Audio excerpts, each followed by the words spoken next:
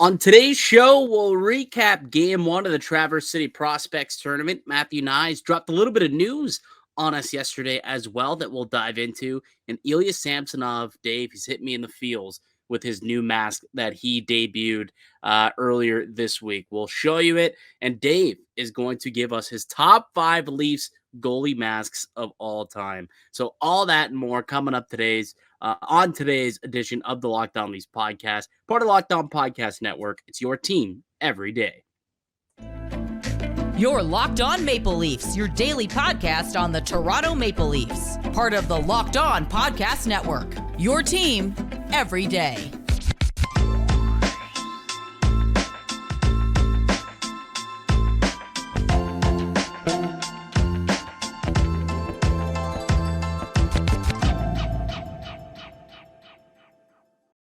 Hello and welcome into the Locked On Leafs podcast, a daily Maple Leaf-centric podcast hosted by myself, Mike DiStefano, and my co-host, Dave Morassutti.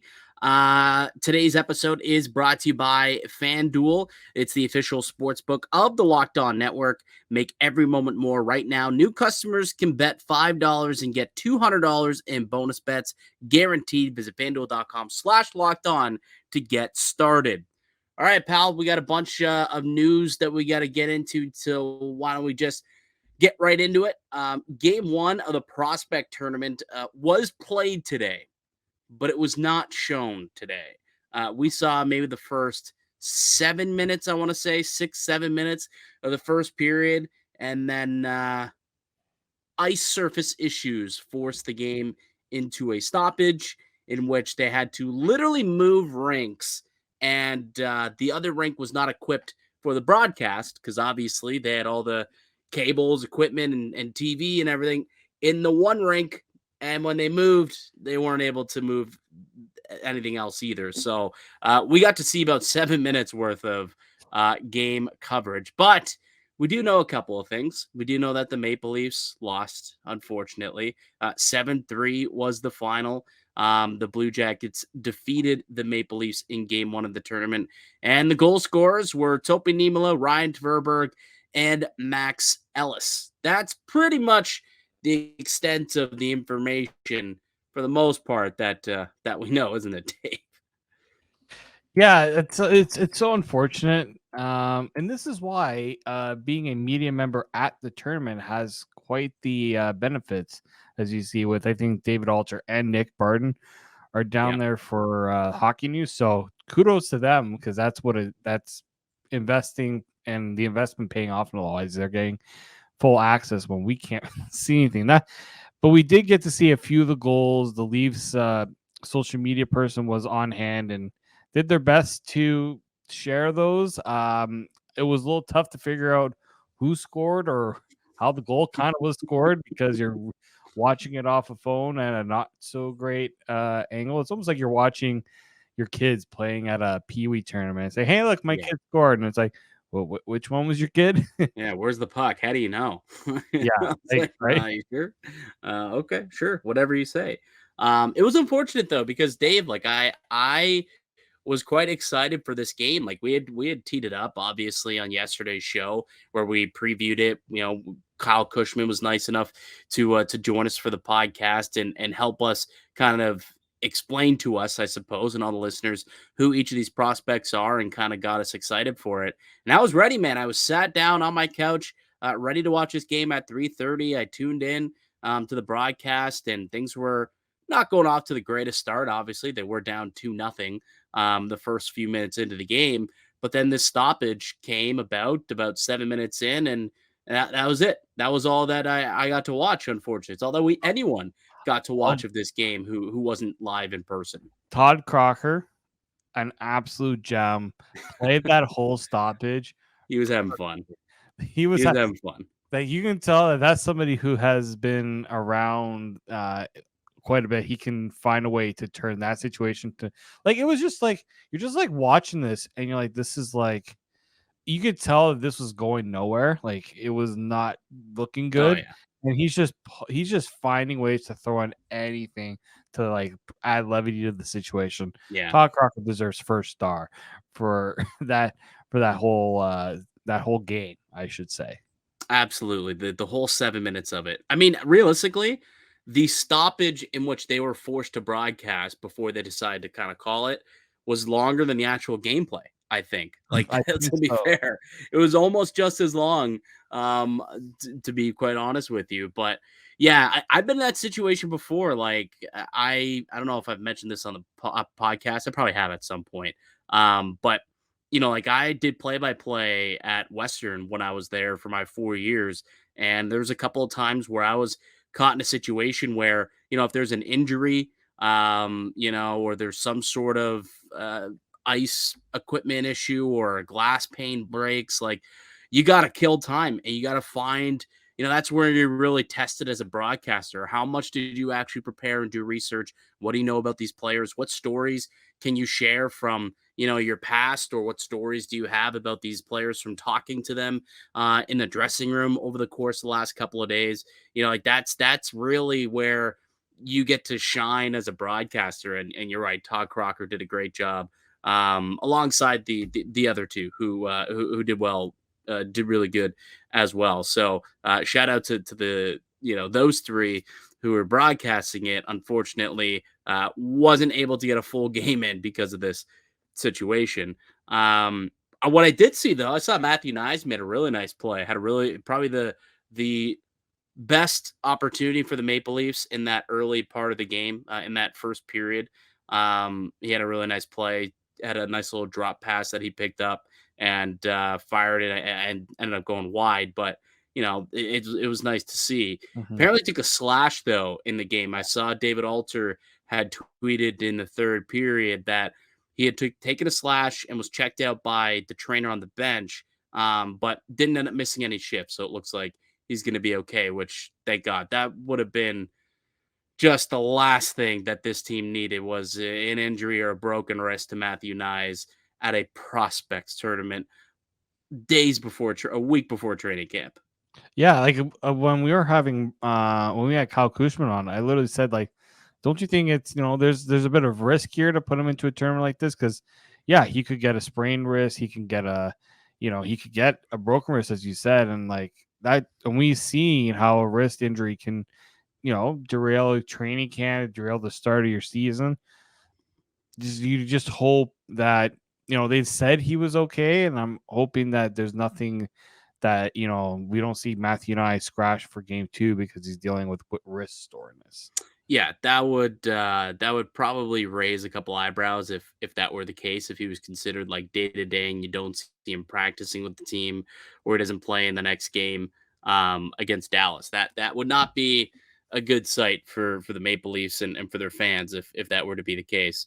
But was there anything else that you saw?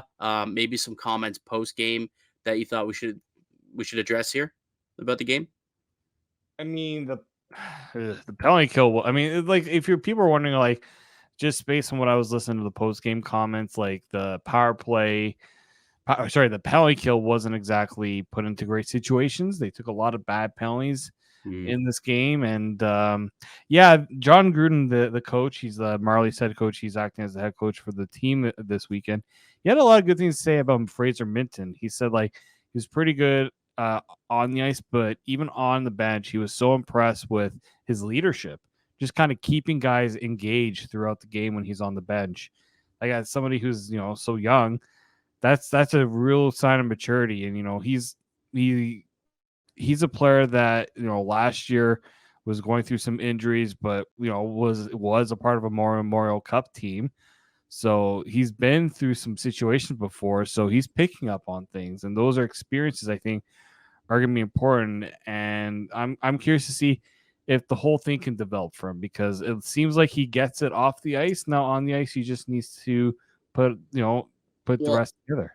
if I recall, like he made it pretty deep into camp before the Mhm. injury. Obviously, he ended up on injured reserve to start the year and whatnot. But he made it pretty deep into camp and was given a look and like a chance to make this team as a depth player. And obviously, again, he got hurt and it derailed it. But there's something there that Keefe likes, obviously. So if he continues to develop, I know he had a great season in the WHL. If he had a big summer and he continues to develop and has a good prospect tournament here, has a really good training camp. I mean, there's an outside shot that Fraser Minten could be, one of those young players who could surprise and make this roster out of camp. It wouldn't completely shock me if maybe they try and give him a couple of games, because they still would have a 9-game, sample size to see if they want to burn that first year of the contract. But yeah, it'll be interesting to see if Fraser Minten can do something this year. But certainly, it sounds like he's going to be a leader for this team at the prospects tournament, along with Matthew Knies and Topi Niemelä as well. Knies even was speaking about the fact how he's excited to be there for leadership, purposes. I was reading Nick Barden's story on the Hockey News earlier today, and he was quoted saying, quote, "Obviously, I came off last season with an injury, and I kind of got cut short compared to the other guys here. So it's going to be nice to get some games in, some bumps, and some Bruceport training camp. Also, it gets me in a position to learn to be a leader, learn some leadership skills, and I think that's wonderful. Being around the younger players are eventually going to be here with the Leafs. It's pretty nice to get to know them better. And I'm just excited to be part of it. So, it looks like a couple of young guys who the Maple Leafs do think highly enough to take them with top picks, are taking on a strong leadership stance as well. It's the type of stuff you want in the locker room anyways, right? So good to see that as well. Speaking of Matthew Knies, let's take a quick break. When we get back, he dropped some news on us a couple of days ago about his status in the playoffs. We'll tell you all about it on the other side, but first, we'll tell you about one of today's show sponsors, and it's our good friends over at FanDuel. A football season is here, and FanDuel is giving you a chance to win all season long. Right now, when you bet on a Super Bowl winner, you can get bonus bets every time they win in the regular season. So if you happen to bet the Philadelphia Eagles, guess what? You will get a $5 bonus today from FanDuel for that regular season victory. Just pick any team to win the Super Bowl, and you'll get those bonus bets for each win. You use those bonus bets on spreads, player props, overs, unders, and more. Wait for the hockey season. Use them on the Maple Leafs if you choose. But visit FanDuel.com/LockedOn and start earning bonus bets with America's #1 sportsbook. That's FanDuel.com/LockedOn. Welcome back into the Locked On Leafs podcast. I'm Mike DiStefano. Got Dave Morassutti here with me as my co-host. And starting on Monday, I've got some big news for the pod. We're back to 5 days a week starting on Monday, which is great for the listeners. Not ideal for you, Dave. I'm going to be away next week again. Now, we do have a couple of podcasts that we've got canned that are going to be really fun. We're building the best Leaf player using traits. We've done that, so I think that's going to come out. And then we're also doing an organizational tier ranking. We've got 4 different tiers that is on the Maple Leafs team, and we put each player into one of these buckets. And that'll be a part 1-2 series, which will come out, we say Tuesday, Wednesday. Those will come out, I believe. And then the build the best Leaf will come out, I think, on Thursday. But Monday, Dave's going to recap what happened this weekend at the Prospects Tournament. Let's hope that the rest of the games can be, can be televised, or you can be streamed, and we don't have any more ice issues, and they fixed that in Traverse City. And so I'm sure you'll do a great job with that. And then Friday, dude, training camp starts. So there's going to be a lot to talk about come Friday for you as well. So next week, back to a full 5-day-a-week schedule, and we're going to have tons of content for you. So make sure that you are subscribed here to Locked On Leafs, wherever you get your podcast from audio-wise, and also up on YouTube as well. We'd really appreciate the sub. All right, Dave. We were just talking about Matthew Knies, and the fact that he looked pretty good from what I read, at the very least, in this Prospects Tournament game against the Columbus Blue Jackets. He did have that one look that I saw while the cameras were still operating. The broadcast was still on. But 2 days ago now, the day before, he came out and spoke with the media, and declared that essentially he was cleared to play Game 6 should the Leafs have extended the series. This was not information that I had known previously. Did that one kind of shock you as well to hear after that concussion he had sustained earlier in that series? Yeah, because essentially when the injury happened, the way it was announced by the team was, yeah, he's like, we're not going to see him, even if the Leafs were to somehow pull off the comeback and move on to the next round. It felt like he was like the Done chances. for a bit, Yeah, like the right? Like Leafs it would was have had, indefinite. He was it was out an indefinitely indefinite. was the designation. So Yeah. So that made me feel like, okay, maybe if the Leafs went on a deep run, the cue the jokes, guys. If they went on a deep run, then yeah, we could there. It felt like maybe there'd be a chance. So yeah, it was a little surprising here that like pretty much if the Leafs found a way to pull out game five, five game in 5, overtime. right? So Uh, if they I had was in the found a way to building, pull, man. I was in the building. I'm thinking back on it, and I remember sitting there, and I'm surprised it didn't get more hoopla. But like to me, like everyone was upset about the way Radko Gudas was yelling in Joseph Wall's face, and it just wasn't a good look on him. It was kind of a dick move. But to me, what I remember from that is he was holding the stick of the Leafs player. I can't remember if it was Yarncroc or it was one of the defensemen, it but was I think it was Yanko. maybe Yarncroc. Yeah, he was holding his stick, which allowed them to get the shot off, and eventually, that was the game winner. Whereas if Yarncroc would have totally been in the shot lane, um, I remember thinking to myself, "Whoa, are we going to get a penalty? Is that count? Is that not interference? What's going on here?" And no whistles, no nothing. And then the Leafs were getting on the ice, getting ready to shake hands. But turns out, if that goal would not have happened, and if the Maple Leafs had scored to extend the series to 6, Matthew Knies would have been an option. He came out and said, quote, "I was actually cleared the day we lost," Knies revealed Wednesday ahead of the Traverse City Prospects tournament. Continues to say, "I was eligible to play in the following game, but after the season ended, I took a few weeks off of the ice training just to make sure that I was 100% back." So it sounds as though we missed out on a chance to see Knies once again because of the Game 5 loss. Just another little jab, another little jab to Leaf fans. But is what it is. I'm curious though, Dave. Matthew Knies is going into his first full season, and he got a good handful of games in at the end of the year, ended up getting a few games, and then played his way into the lineup on an everyday basis, essentially in the playoffs prior to the injury. Worked his way all the way up from the third line up to the top line when he got hurt, was playing alongside Marner and Matthews. What are your expectations for Matthew Knies in his first full season as a Maple Leaf? I want to see him play to his strengths, right? Like if he plays to his strengths, which is his size and ability to just get into the dirty areas, pretty much try to be the Michael Bunting without the shenanigans. Huh. And I think he's an upgrade on Michael Bunting. I think Yeah, I was gonna say, I think he's better I'm than talking Michael about the Bunting. effort Can and be. like the effort and just being willing to do whatever it takes to get into offensive situations. I think he can be very successful, especially if he gets a chance to play with good offensive players, right? Yeah. That's why I think they do want to. I think the Leafs are going to try to challenge him to be that player. Tyler Bertuzzi and Max Domi, they were brought in. They're going to obviously be the competition for spots on the left wing there.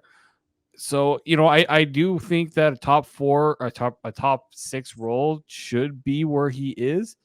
Now, is that too much to expect from him? I don't think so. Like he did it last year in the toughest part of the season, right? Yeah. Like he came in and every other player he was going up against was pretty much had a full season under their belt. He came in after college and didn't look like a player who came out of college. Against the former 2-time Stanley Cup champion Tampa Bay Lightning, and then against the eventual Eastern Conference champions Florida Panthers. Like that, Yeah. he had was high level competition, and he was, out there, and there were shifts where he was driving play. He looked good. He looked real good. So I mean, could he go through some growing pains? Is there going to be some nights where he needs to learn, okay, this is the pros, I can't get away with that? Yes, I might be bigger than everybody else, but just because I'm bigger doesn't mean that I'm stronger or better by any means in the NHL compared to the NCAA. So it's going to be interesting to see how he does, translate in a full season. I do expect for there to be ups and downs, obviously, but I will be curious to see where he ends up starting off the season. If he does start out on the second line, or if he ends up on the third line. I'm assuming, be competition there between him and Max Domi for who plays, second line and third line left wing. But either way, there's going to be opportunity for Matthew Knies this year based off of the small sample size that we got from him a season ago. So excited to see what Matthew Knies can bring to the squad this season, and excited to see what he can do the rest of the weekend too. Still 2 more prospect games for him to show us what he's all about. All right, we'll take one more quick break, Dave. When we come back, you are giving us your top 5 list of Maple Leafs goalie masks, and this is stemming off of Ilya Samsonov throwing it back, hitting the old nostalgia bone with his new mask unveiled. We'll show you the new mask he has, and Dave will unveil his top 5 all time. So that's coming up on the other side. But first, a word from one of our show sponsors, Jase Medical Emergency Kits. Everyone should be empowered to care for themselves and their loved ones during the unexpected. That's why Jase Medical offers the Jase Case. The Jase Case provides 5 life-saving antibiotics for emergency use and gives you peace of mind that you are not just hoping that you have access to medication in an emergency. Jase Case Medical makes sure that you have the medication in hand. Jase Medical is simple. They handle everything from the online evaluation to licensed pharmacy medication delivery and ongoing consultation and care. Don't get caught unprepared. Save more than $360 by getting these life-saving antibiotics with Jase Medical, plus an additional $20 off when you use our promo code Locked On at checkout at jasemedical.com. That's JASE medical.com. Use the promo code Locked On for $20 off. Welcome back into the Locked On Leafs podcast. It's Mike DiStefano and Dave Morassutti, your hosts here at Locked On Leafs. Excited that we'll be moving closer to the season as we ramp it up to 5 episodes a week, starting again on Monday. We'll be going all season long, 5 episodes every Monday through Friday, each and every day. So make sure that you are subscribed so that you can be locked into what's going on here on Locked On Leafs. And what I was locked on the other day was the mask that Ilya Samsonov unveiled. And let me tell you, this thing hit me in the nostalgia bone. If anyone hasn't seen it, we're going to throw it up here on YouTube. If you haven't seen it and you're listening, we're going to absolutely, I think we've retweeted it as well. So you can go check out our Twitter at Locked On Leafs. But does that look familiar to anybody? Does that mask look familiar to Leaf fans at all? Dave, does that look familiar to you? Because it does for me. It hit me right in the feels. It did not take that long for me to just go, wow. Yeah. Just like, and you know what I liked about it too? Like sometimes like players do replicas or they get close to the original. I like that he copied the template, but the design's different, right? So explain it for those who are listening, what we are looking at right now. Yeah, so it's obviously got the Cujo inspired, Cujo's mask was the dog, right? With the teeth. This one's got more, I would say, more snarl to it. Like the teeth are bigger, the teeth are a bigger part of the mask. Like at first I was trying to figure out if it was a dog because it looked a little gnarly to be a dog. Yeah, kind of like a saber tooth or something. I don't know what, but like those don't look like dog teeth. Those it looks like something. It must be something in Russia that we don't know about. That he's that's what the abominable snowmen look like over in Russia, apparently, or the snow dogs in Russia. But this is cool, man. This is a cool mask, and right away. It brings me back to my childhood when I became a fan of the Maple Leafs. Cujo between the pipes, and the fact that Samsonov decided to do this, I think, is awesome. Really, really awesome. And it kind of also, to me, I don't know if it does to you, and maybe I'm reading into it a little bit too much, but it means that he cares about the organization. He cares about the history of the organization. He cares that he is a Toronto Maple Leaf, and that's something that's special. And he would have been growing up like in roughly the same-ish era. Like, he's a few years younger than you and I are, but he still knows who Curtis Joseph is, right? Like, he certainly does. And it's one of the coolest masks of all time, the Cujo mask. And for him to adapt it as his own and use that as inspiration and come up with kind of a revamped 2.0 type version, like, is so cool. So cool.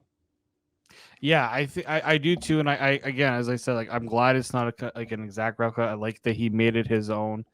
It's just such a clean look too, right? Like, I think goalie masks have become very underrated in terms of like the creativity that we see from some of these goalies. Like, I went to the Hockey Hall of Fame not too long ago, and I got to see some of the goalie masks. They have a whole whole display of goalie masks. It's one of my favorite exhibits because great. You see first off, you see the marks on the mask too. Just how well those paint jobs last. True. And my dad actually, quick personal story here. My dad had a goalie mask, and he found out that somebody was kind of starting out themselves, getting into making their own goalie mask. I wish I knew who the artist was. So he actually brought a goalie mask down. He had a guy do a custom paint job on it. He was trying to like get himself into that foray, right? Right. My dad paid like $300 for the paint job. It was cheap as heck. I don't know how my dad got that deal. And I wish I had it with me. I didn't think to bring it with me, but maybe I'll show it on a future pod, or maybe I'll throw it up on throw it up somewhere. Like, it reminds me of a different mask that I'm gonna have in my rankings here, but it just says something when a goalie has a custom paint job. Yeah, it's another thing. Like, goalies are the only ones that get to do that, right? Yeah. Hey, I've talked about this for a long time. Mm-hmm. Players need to be able to individualize their skates. That needs to be a thing. That 100% needs to be a thing. Like, the skates that Mitch Marner wore to the All-Star game that had the Toronto skyline, but was like the Miami Vice colors with the Toronto skyline in the back. Like, those are cool. Those should be sold. Like, that is how you can make money on the secondary market. Like, the NBA, everyone has these sneaker deals, and everyone's going out and buying Jordans and buying these sneakers, whether it's Nike or Under Armour, Reebok, whoever it may be.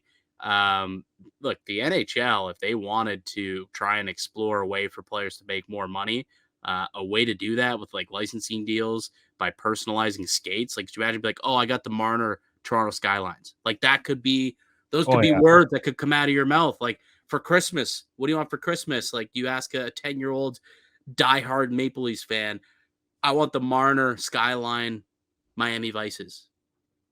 And you could charge an arm and a leg for those, because they already do charge an arm and a leg for it anyway. Exactly. Might as well just might as well make them look nice, and maybe you can display them after. Exactly. So I've always thought that that's another source of revenue opportunity for the NHL if they ever take their heads out of their where and be a little innovative and creative and find other ways to make money. That could be one right there.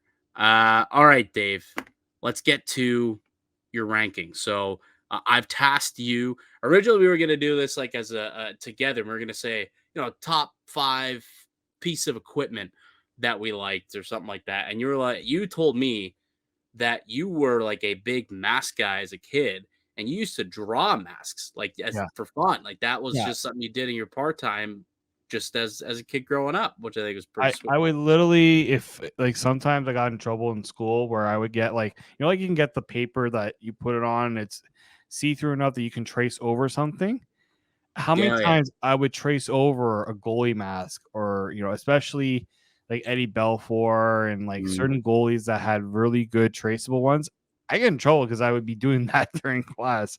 Yeah. Like they're so cool because and especially during the broadcast where you're watching, like the goalie's got its own solo shot and you see the mask. It's just so cool. I always gravitated towards goalie masks. So yeah, I do have a list here. I have a top 5 and I have an honorable mention. So we'll start with the honorable mentions. And I actually am going to test Mike to see if he actually recognizes this goalie mask. Ooh, I'm so bad at this stuff. I'm going to be terrible. You're going to embarrass me. So here's the first one here. Batman. Ooh, Gotham City. Lego Batman. It was from 2016, the Leafs 100th anniversary. So if that gives you a bit of a clue of who would have had this mask. Freddie? Yeah. Freddie with the Batman themed mask. Nice. This is an honorable mention just because, it's a very cool mask. He didn't wear it a lot. This wasn't one of his. This is like a specialty one that he has, and you can tell it's from the 100th anniversary because it has the leaf with the 100. Yeah. For those that are not, if you're just listening to this, you're not going on the YouTube. Don't know what you're missing out on some fantastic helmets right now. So yeah. This is an honorable mention just because it wasn't one that he when I think of Frederick Anderson, he had a lot of different masks. Like this guy he kept this artist busy. I actually don't remember I have to get the artist's name for these ones. So maybe I'll put in the description who did if I can find out who did the masks, I'll make sure to give them a shout out for those. Yeah, absolutely. All right. Who's coming in at number 5 on your list? Eddie, number 5, the Eagle. Eddie the Eagle. This guy had the same helmet design for every team he played for, and it did not matter. To me, didn't matter. It's one of my favorite it's a great goalie mask. All it is the eagle, and it has just a couple of. I think there's just a couple of other little emblems on it, but the eagle is what stands out, and the fact that he also had his own nickname as Eddie the Eagle too. Just a great mask, and obviously I didn't know much about Ed Belfour or when he came to Toronto for the first time. All I just knew is this guy's got a really nice goalie helmet. Then I realized how good of a goaltender he was, and I'm like, oh, I guess he's pretty good too. To be fair, before we get flamed in the comments, keep in mind that Dave and I, when Ed Belfour came to Toronto, were 9 years old. Yeah. So we weren't. I wasn't too fond of it. I didn't know about that he was the goalie that won with the Stars when they won their cup. In Chicago and when he was just an absolute tank. Do you think about Chicago have both Ed Belfour and Dominic Hasek at one point, and they never won anything? Unfair. Regardless, still unfair. Yeah. So he's number 5 for me. It's a great mask. Definitely deserves to be in the list.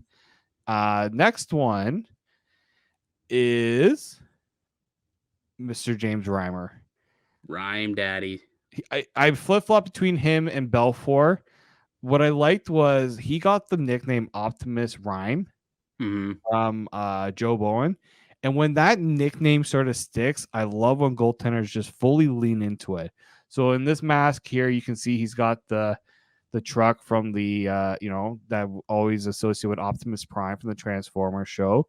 Got the Toronto skyline. If you don't have the Toronto skyline in a mask, it's kind of a little bit of a faux pas in my opinion.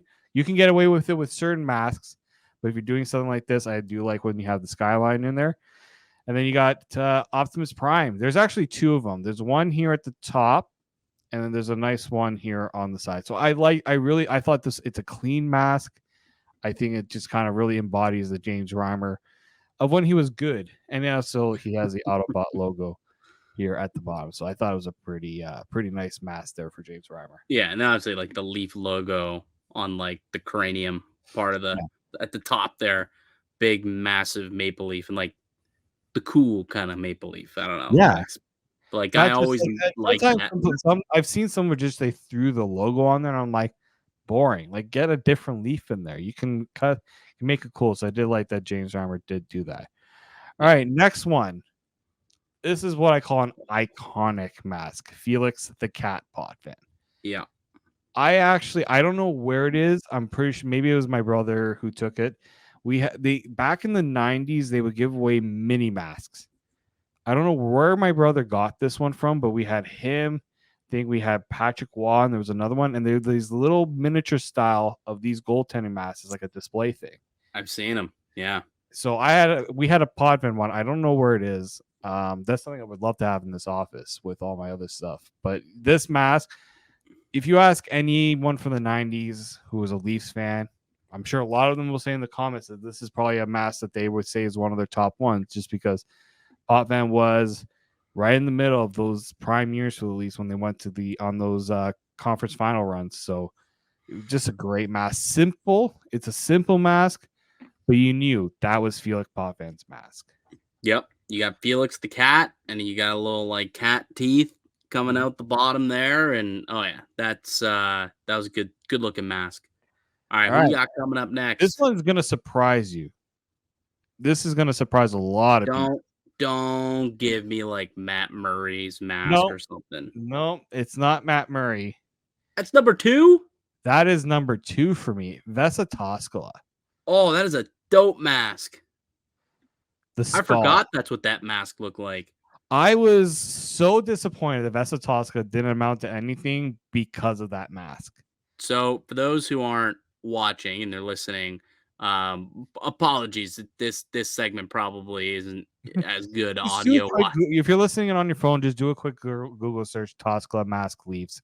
You'll find the picture that we have there. And you know what? We'll post all these photos and we'll do a ranking and we'll toss it up also on Twitter after we upload this podcast. So you can also go check out our Twitter page and you can also see what they look like. But this is cool. It's just like a skeleton, essentially. And then its mouth is wide open and it's got some jibs. And the mouth open is obviously where the mask is, where, you know, his face is now in it. Symmetry, the lines.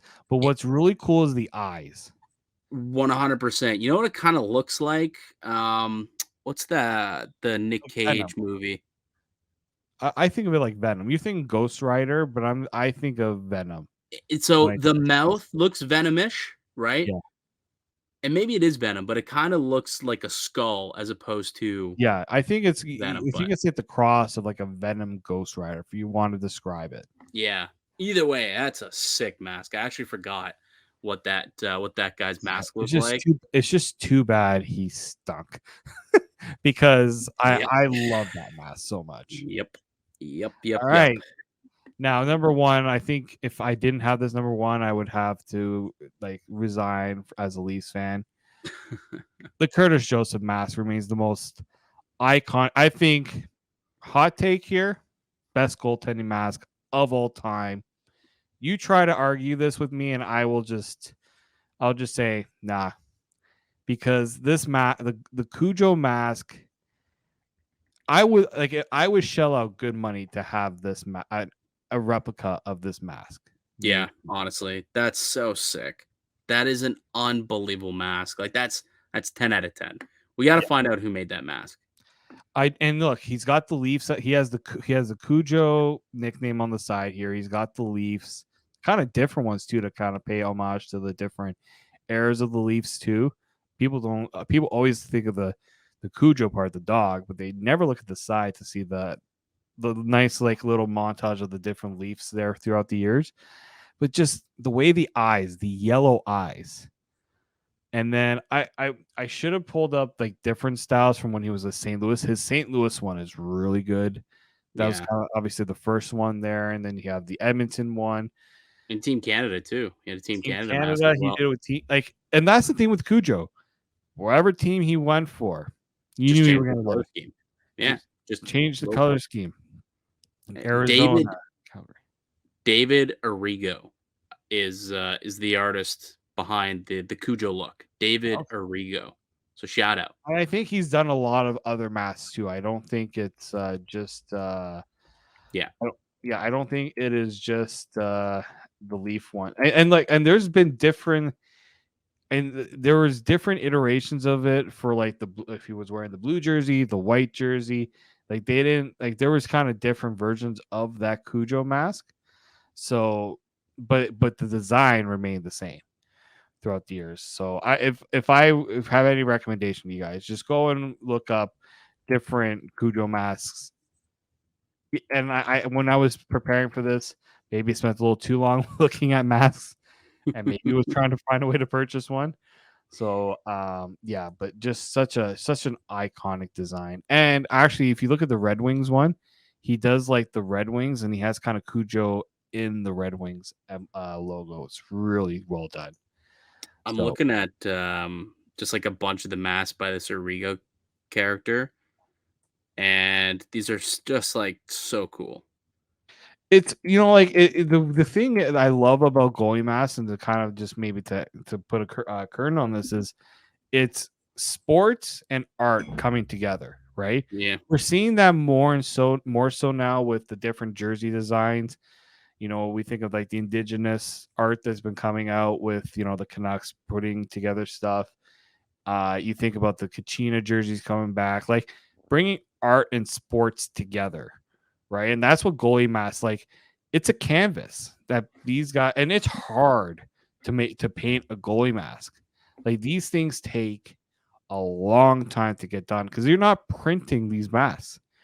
A lot of these are painted on, then they do like obviously the coating to protect it, but these are painted, airbrushed in a lot of cases. Like, this isn't something that's printed off a computer. So that's what Yeah. I really appreciate about Talent, this. man. Talented artists, really talented artists out there who do goalie masks. Like I've listened to Noodles from Overdrive, Jamie McLennan, who obviously played many years in the league as a goaltender. He talks a lot about goalie masks, and he talks a lot about artists who like create these masks, and he's kind of gone in depth a few times on the show about the artistic integrity of these masks. And I have such an appreciation for them. And when somebody makes a cool one like this one, and then it's so sick that 20 years later you have another young goalie kind of as an homage to you, recreates it with a little bit of his own flair. You had a good mask, and that's pretty much what Samsonov decided to do with his mask here. So really cool. That's a solid list, Dave. It's a solid list, I do gotta say. The Toscala one for me though, I forgot how awesome of a mask it really, really was. I really Yeah. did. Just it's one of those things where you could be a bad goalie, but if you have a good mask, it kind of maybe distracts for 1 second. Well, one of the things that I was going to bring up, like before you decided that you want to do the goalie mask ranking because you just have such an appreciation for it, is when I saw that, one of the first things that I thought about wasn't necessarily a mask.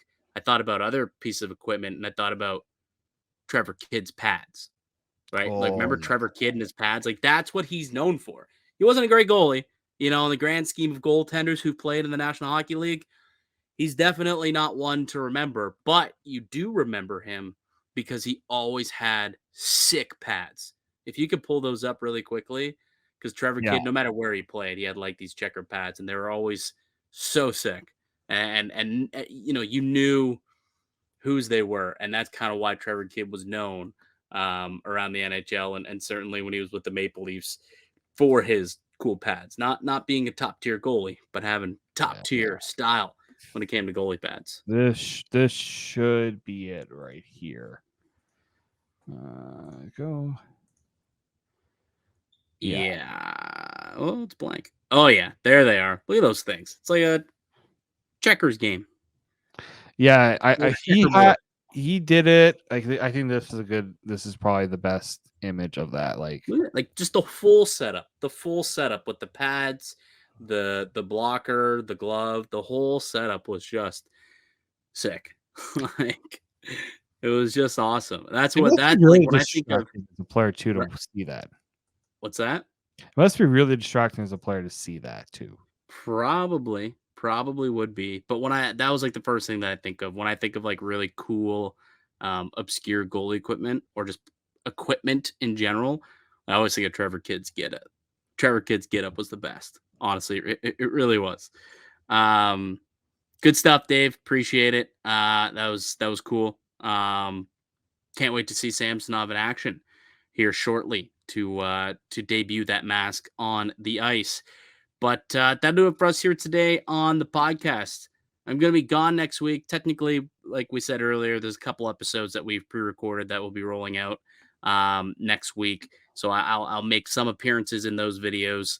But Dave, you got the ball rolling as we head into training camp next week. But that'll do it for today's show. I'd like to thank everyone for listening and supporting the podcast. You can subscribe to the Locked On Leafs podcast on all podcast platforms, also up on YouTube, and receive daily Leafs content. Follow myself on Twitter at Mickey_Canuck. Follow Dave at D_Morassutti, and follow the show as well at Locked On Leafs. Enjoy your weekends, folks. Got 2 more games in the prospect tournament. You got 1 more against Dallas today, and then you've got Detroit on Sunday. So enjoy those games, and Dave will be back to recap it all for y'all on Monday. Until then, keep it locked right here on Locked On Leafs.